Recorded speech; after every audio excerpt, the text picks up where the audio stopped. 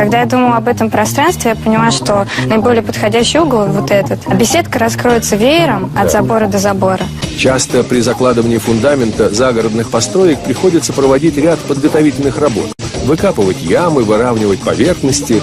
Мы пошли другим путем и решили установить фундамент на винтовых сваях.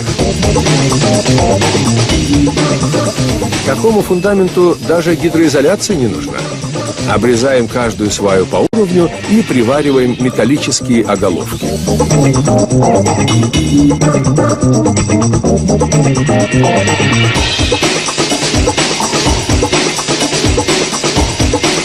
Функцию нижней обвязки в данном случае выполняет деревянный ростверк, который фиксируется с помощью специальных шпилек. Теперь устанавливаем вертикальные стойки. Они должны быть основательными, ведь будут держать всю конструкцию. Набиваем лаги для пола. Ну вот, скелет нашей будущей постройки готов.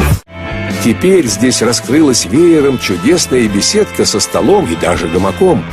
Малосимпатичный металлический забор спрятался за красивыми деревянными шпалерами из лиственницы. Но, несмотря на всю перестройку, свободного места осталось много, ведь самое главное – грамотно распорядиться пространством.